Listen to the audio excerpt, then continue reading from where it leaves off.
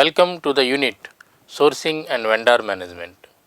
In this unit, you will understand the significance of sourcing and the importance of managing vendors. This unit comprises of two modules and a final review section that invites you to reflect on what you have learned. By the end of this unit, students will be able to understand the significance of buying function, understand various buying responsibilities and sourcing hubs, outline the vendor selection process, outline the vendor evaluation process, describe the importance of vendor development. The first module gives an overview of sourcing. Sourcing is the term used to describe the process of determining how and where merchandise will be procured.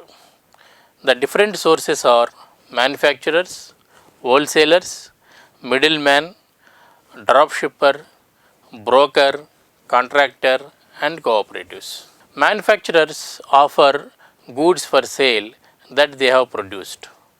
They are also referred to as vendors, suppliers, or resources. Wholesalers are the resellers of the merchandise. They buy merchandise in large quantities and to break down, they sell the goods in smaller quantities. The middleman is an agent who processes goods in one way or the other from manufacturer to the retailer.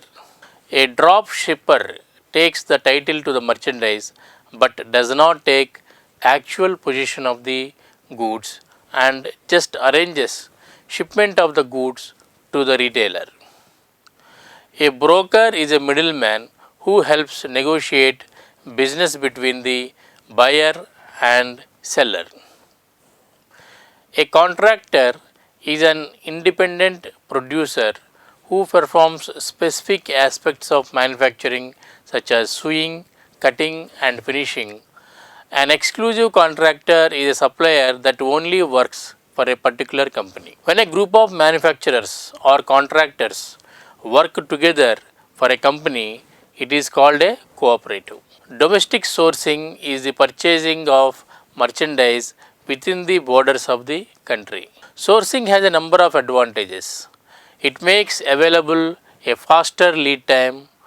Lead time refers to the amount of time that lapses between the placement of an order and the arrival of the merchandise at the retail establishment. Further, sourcing ensures more assurance of getting exactly what was ordered. The main disadvantages are the cost of goods in apparel often higher due to higher labor cost. Close proximity to the source does not exist always. International sourcing is the process of buying goods offshore from the countries. Buying merchandise offshore and bringing it in another country to sell refers to importing or purchasing imports. After deciding on the amount and type of inventory to be purchased, the retailer must determine the best possible vendor to supply these items and negotiate the best deal possible with that vendor. Unless the retailer owns a manufacturing and or wholesale operation, the retailer must consider many criteria when choosing a supplier. When selecting a merchandise source, the retailer must consider the selling history, consumers' perception of the manufacturer's reputation, reliability of delivery, trade terms, projected markup, after sale service, transportation center processing time, inventory carrying cost, country of origin, fashionability, and net cost. Retailers that use private label brands have found that private branding increases as the perceived consequences of making a buying mistake decreases. Private branding also increases when different brands in the category are perceived to vary more in their quality and decreases if the category benefits are deemed to require actual trial or experience instead of being able to assess through search of package label information. Retailers should always enter the market with two pieces of information concerning the current vendors. First is the vendor profitability analysis statement. This lists the retailer's purchases within the past 1 year and the discounts granted by the vendor, the transportation charges paid, original markup, markdowns, and the season ending gross margin on each of the vendor's products. Second is the confidential vendor analysis. This is not only lists the same information as the vendor profitability analysis statement, but also provides a 3-year financial summary and the names, titles, and negotiating points of all vendors' sales staff.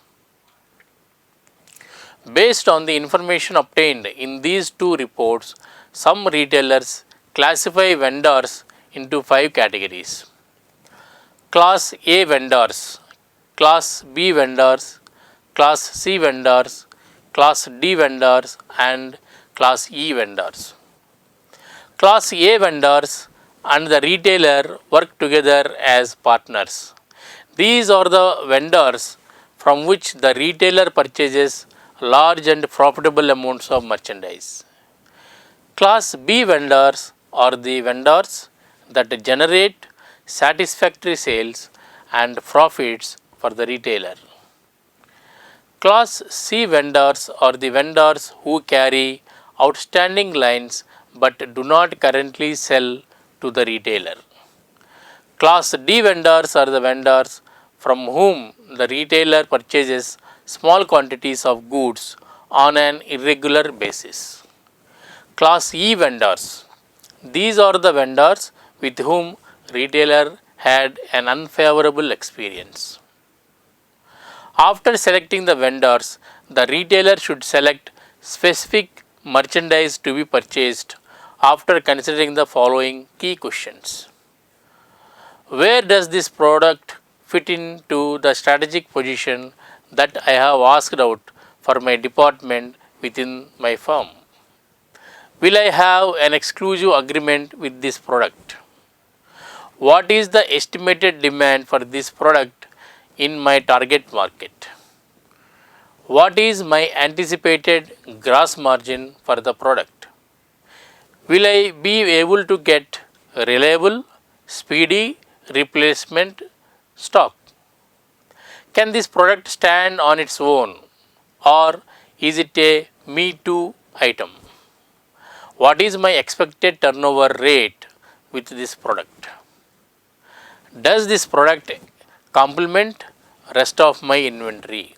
The climax of a successful buying plan is the active negotiation with suppliers. The effectiveness of the buyer-vendor relationship depends on the negotiation skills of the buyer and the economic power of the firms involved. The retail buyer must negotiate prices, freight, delivery dates, method of shipping and shipping costs, exclusivity, guaranteed sales, markdown money, promotional allowances, return privileges and discounts. The smart buyer will discuss everything, leaving nothing to chance. Price is probably the first factor to be negotiated.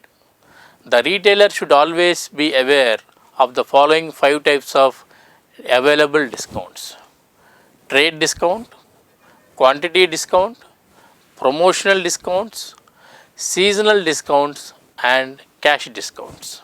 Trade discounts are a form of compensation which the buyer may receive from performing certain services for the manufacturer. Quantity discounts are price reductions offered as an inducement to purchase large quantities of merchandise. There are 3 types of quantity discounts: non-cumulative based on a single purchase, cumulative based on a total amount purchased over a period of time. Free merchandise. Merchandise is offered in lieu of price concessions. Promotional discounts are given when the retailer performs an advertising or promotional service for the manufacturer. Seasonal discounts can be earned by the retailers if they purchase and take delivery of goods in off seasons. Cash discounts are earned by retailers for prompt payment of their bills. There are several types of cash discounts including end of month dating, middle of month dating, receipt of goods and extra dating. End of month dating allows for the cash discount and full payment period to begin on the first day of the following month instead of the invoice date. Middle of the month dating is similar to EOM except that the middle of the month is used as the starting date. Receipt of goods ROG dating sets starting date as the date the goods are received by the retailer. Extra dating merely allows the retailer some extra or free days before the period of payment begins. Anticipation allows a retailer to pay the invoice in advance of expiration of the cash disc period and earn an extra discount. Delivery terms are also important to negotiate because they specify where the title to the merchandise passes to the retailer, whether the vendor or buyer will pay for the freight charges, and who is obliged to file any damage claims. The three most shipping terms are in free on board factory, free on board shipping point, and free on board destination. Free on board factory, the buyer assumes the title at the factory and pays all transportation costs from the vendor's factory. In free on board shipping point, the vendor pays the transportation to a local shipping point, but the buyer assumes the title there and pays all further transportation costs. In free on board destination, the seller pays all the freight and buyer takes the title upon delivery. Retailers need to have some means of handling incoming merchandise, including merchandise handling and receiving space. Several types of theft occur and most can be controlled. Vendor collusion includes losses that occur when the merchandise is delivered. Such losses typically involve the delivery of less merchandise than is charged for, the removal of good merchandise disguised as old or stale merchandise, and the theft of other merchandise from the stock room or the selling floor while making delivery. Employee theft occurs when employees believe that free merchandise is part of their pay. Although some of the stolen goods come from selling floor, a larger percentage is taken from the stock room to the employee lounge and lockers, where it is kept until employees leave with it at quitting time. As many as 30% of American workers admit to stealing from their employers, even if that is only a small items like a pen or a pencil. Employee theft, which amounts to over $800 per apprehension, is most prevalent in food stores, department stores, and discount stores. Customer theft is also a problem. In fact, over a dozen shoppers are caught for every case of employee theft, although the average amount of merchandise recovered is under $50. Stealing merchandise from the stock room and receiving area may be easier than taking it out from selling floor for several reasons. Much of the stock room merchandise is not ticketed, so it is easier to get it through electronic anti-shoplifting devices. Once the thief enters the stock area, there is a very little anti-theft security. Most security guards watch the exits and fitting rooms. There is usually an exit in the immediate area of stockroom through which the thief can carry out the stolen goods. Now, let us move on to learn about how effectively manage vendors. The most basic role of a buyer is to seek, evaluate, select, cultivate, and develop resources from which suitable stock and information can be secured for the benefit of the store. The basic responsibility of the buyer is to obtain right goods from right manufacturers for the customer. Following the birth of ready-to-wear merchandise in 1920, fashion became major volume producer of numerous retail organizations. In short, fashion merchandising became a specialization. Two developments that occurred in the market are significant in how and where resources are selected. They are foreign markets and regional markets. After the Second World War, retailers have dramatically increased the purchase of foreign produced merchandise. In the past decade, several regional markets have been constructed in strategically located cities. The criteria for resource selection are directly related to the type of organization and its segmented customer group, potential customer. One important question to consider while selecting the resources is how many resources are necessary to achieve merchandising goals. Here, two resources selecting extremes are to concentrate on as few resources as possible and spread commitments on the basis of profit opportunity or broadened stock assortments. Supplier of fashion goods can be grouped in three major categories: manufacturers, wholesalers or jobbers, importers. Manufacturers are the most important supplier of fashion goods. They make or contract for goods. Even contractors come under this category.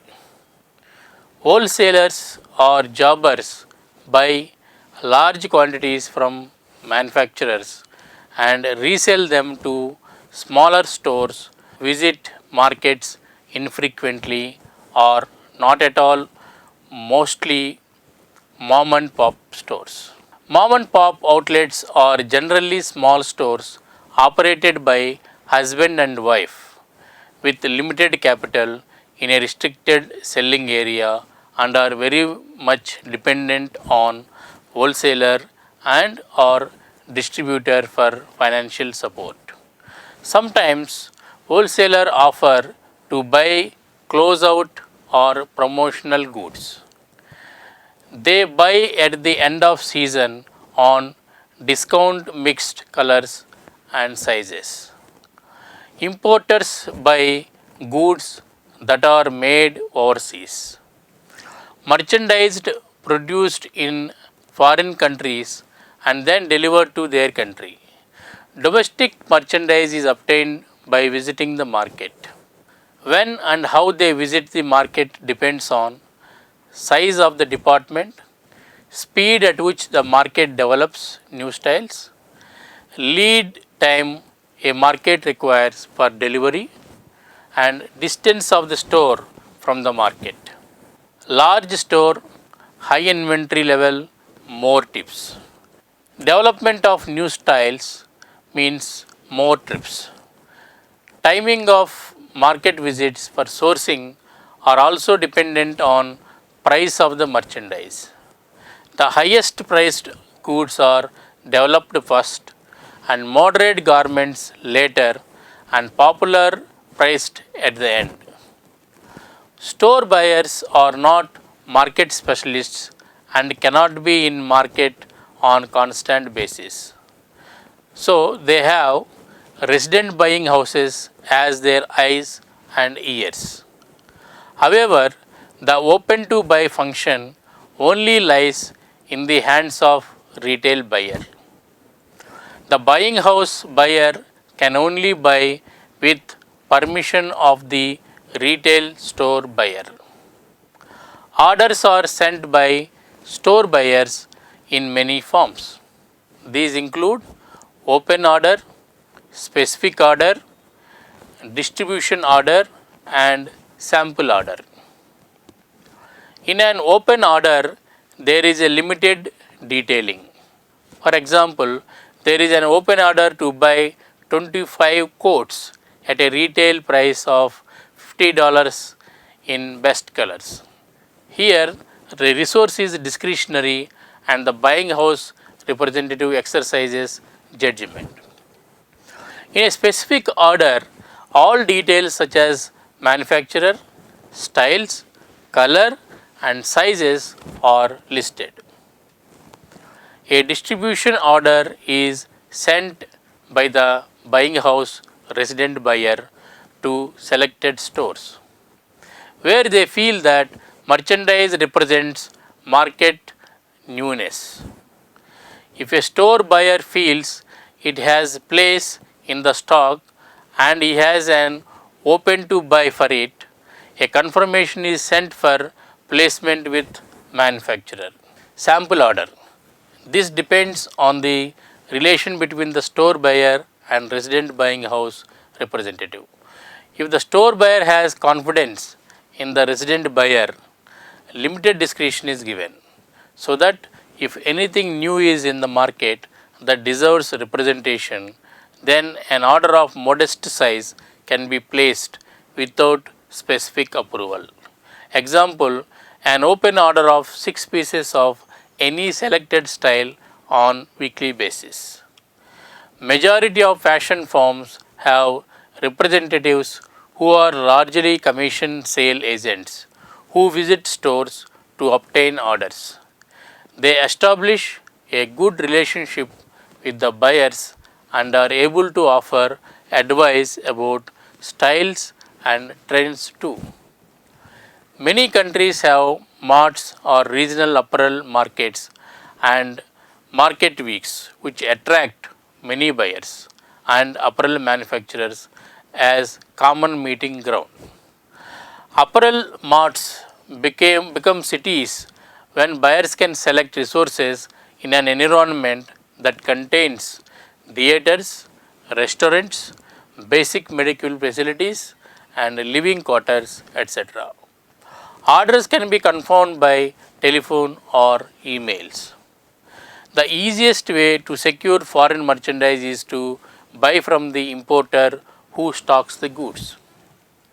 The main advantage of this are limited transportation costs, shorter delivery terms, and responsibility for goods.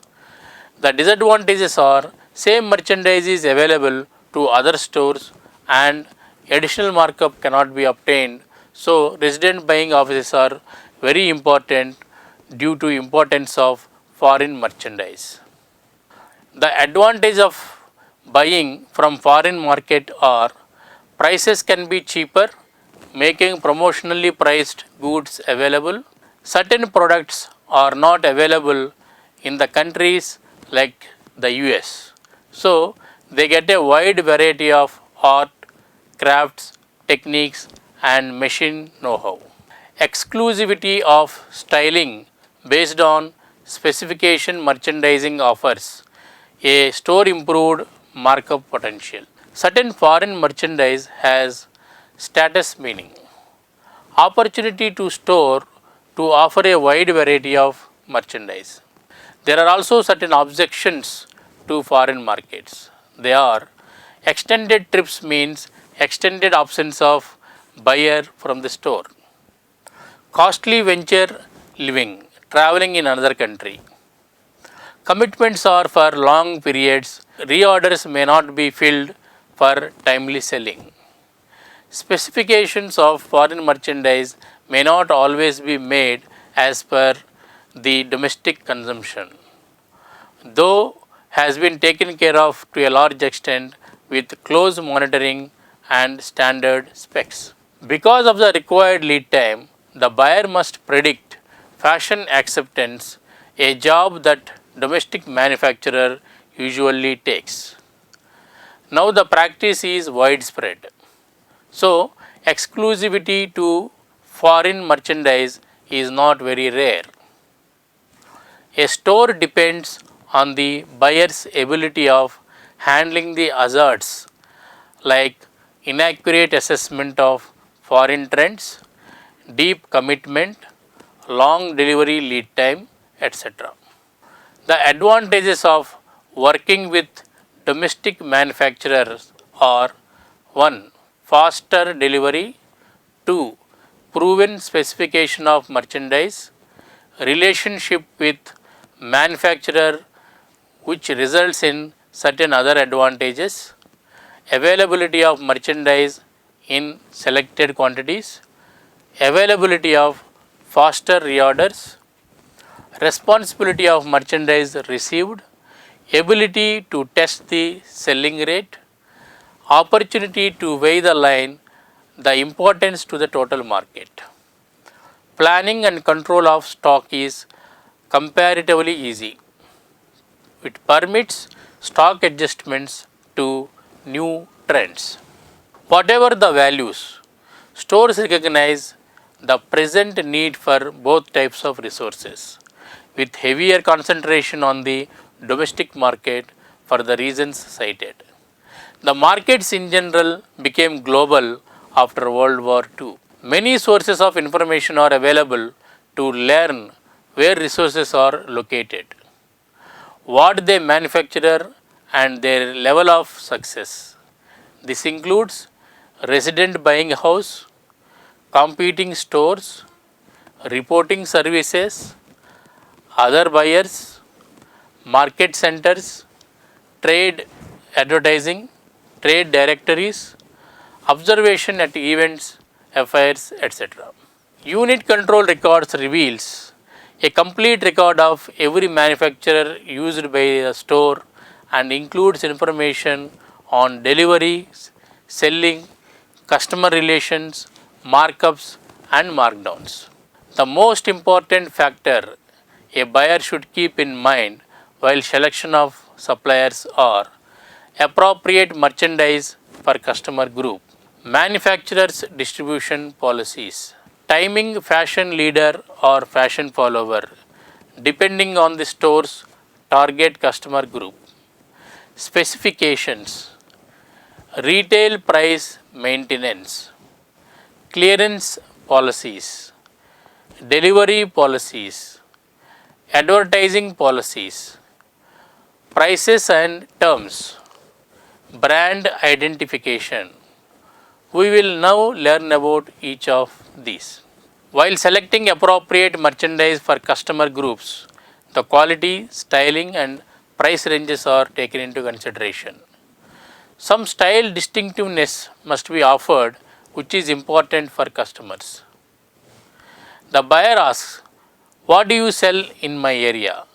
Three general distribution policies followed by a manufacturer are: a franchisee applies to limited number of stores, sometimes on an exclusive basis, trading area, time or part of line.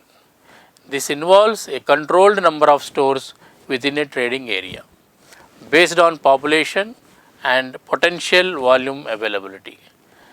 In open, anyone with good credit rating can buy. Design name manufacturers sell to retailers who have high income bracket customers and are part of early acceptance group. Their styles show fashion leadership. Medium priced vendors follow the leaders. Popular or budget priced vendors follow the majority accepted styles. Also, reorder policy of vendor. Specification include characteristics of fit, quality and style represent know-how. The garment should fit well, but popular priced buyers should take care of checking fits, from time to time, as budget manufacturers tend to make garments in less than ample proportions in order to save material costs. Retail price maintenance is directly related to selling rate of goods. A poor selling style will be marked down. When the markdown takes place depends on the policy of the store, amount of the merchandise stocked and time of the year. Many retailers do not use a resource whose goods are found in discount store, but sometimes they make exceptions for foreign resources who supply a wide assortment of goods to anyone with money.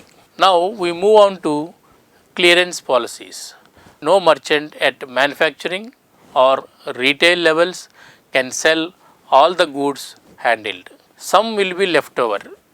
Retailers use store promotional events or EOSS, end of season sale, to dispose this extra stock. A manufacturer sells to stores or wholesalers as per his distribution policy. Quantity and nature of goods. Two situations that are important for a buyer are when the original orders are delivered and in what quantity. Time for reordering. A manufacturer knows that the stock preparation for reorders without early retail success is hazardous. Stores dislike broken shipments of colors and sizes, as this may lead to customer dissatisfaction. Overstocking brands limits money available for market development of unbranded merchandise. Resources can be classified in a number of ways, such as key or preferred resources, stock resources, item resources, classification resources, secondary resources, shopping resources, and trouble resources. Key or preferred resources are the most profitable money makers. Stock resources have a good success and stocked on fairly regular basis, but level is lower than key. Item resources are used for specific styles, events based on fashion and promotional needs. For example, a firm may be famous for blue jeans, but offer complete sportswear lines. A buyer may buy one item but jeans and bypass all other items. Classification resources are specialists in given classification, such as bathing suits, pants, and leather jackets. Secondary resources are used on sporadic basis when the styles suitable for keeping in stock. Shopping resources are good resources, but with whom there is no reason to do current business. They are in the potential and manufacturer hopes they will get a chance to supply someone in future. Trouble resources have been omitted from the shopping list as they have had quality issues, defects in merchandise, lack of timely delivery. Benefits that may be derived from a close relationship between a store and a resource are by limiting the number of resources, the buyer can establish a good relation with existing ones. Markdown money for styles that are sold poorly. Return of poor selling styles. Manufacturers' fashion shows in store, trunk showings. Interior displays, racks, blow up ads. Specification merchandise made exclusively for store. Problems that can arise due to overconfidence in limited resources could be merchandise may not be delivered as ordered for styles, colors, and quantities. The manufacturer, certain of arrangements, may look for new markets to conquer and flirt with competition. A buyer may become lethargic and make little attempt to cultivate new resources. New trends may escape attention because of lack of market exposure. A working relationship formed to achieve a mutually beneficial goal between the retailer and the vendor. Causes of conflict between retailer and vendors are cancellation of merchandise by the retailer, substitution of merchandise by the vendor, merchandise returns and adjustments, delivery and transportation, exclusivity, special orders, reorders and minimum orders, discounts and allowances, unreasonable conduct and dishonesty. Here are some techniques of successful vendor negotiation. Act collectively, not competitively. Prepare and gather as much information as possible about the parties. Know what you want. Don't let your ego get the way. Learn to make time your ally. If you can't agree on the point 1, go to point 2. Be a creative risk taker. Close the negotiation at the right time. Develop long-term relationships. Some matters that are frequently negotiated. Obtaining specific merchandise for promotions or other specific needs. Extra markup or markdown money to help with profitability. Transportation and delivery charges to reduce costs. Cooperative advertising for media costs or in-store promotions. Terms of sale.